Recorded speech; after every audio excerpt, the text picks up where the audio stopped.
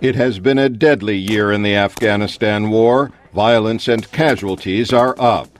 Still, U.S. Defense Secretary Robert Gates was optimistic during his last visit to Afghanistan in December. The bottom line is that in the last 12 months, we've come a long way. Frankly, progress that even just in the last few months has exceeded my expectations.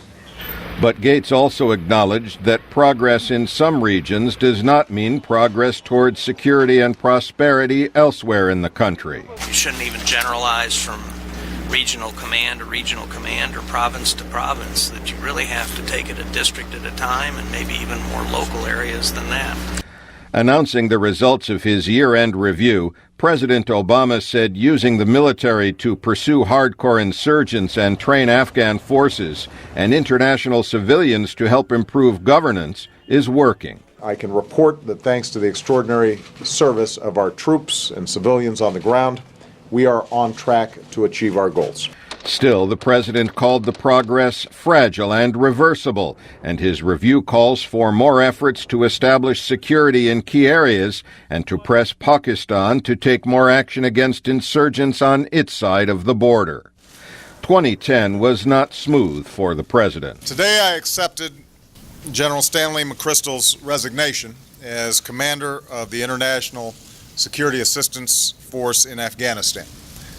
That was in June, a year after the president appointed General McChrystal to command US and NATO forces in Afghanistan. He fired McChrystal for comments the general and his staff made to Rolling Stone magazine.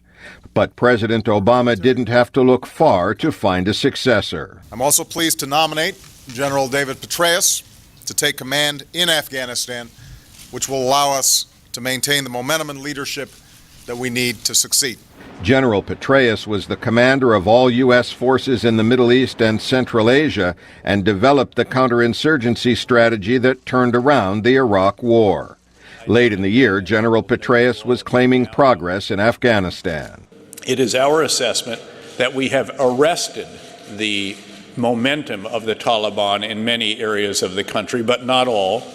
In the year-end review, the president confirmed he will begin to draw down U.S. forces in July. But he and other NATO leaders and Afghan President Hamid Karzai acknowledged that Afghanistan will not be able to take full responsibility for its security until 2014.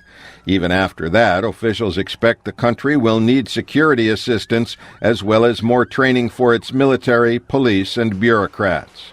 President Obama acknowledged that Pakistan has done a lot to eliminate the insurgent safe havens, but said it must do more to ensure lasting progress.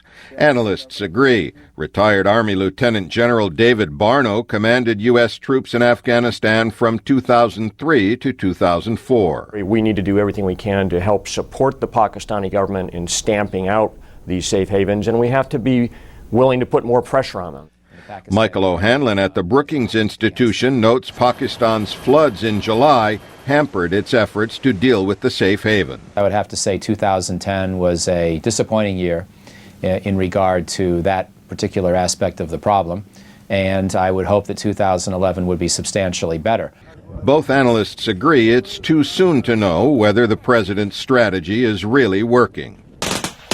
But with U.S. casualties reaching an all-time high of more than 500 during the past year, the new strategy will likely have to show significant results by mid-2011 to maintain the support not only of the president, but the American people. Al Pessin, VOA News at the Pentagon.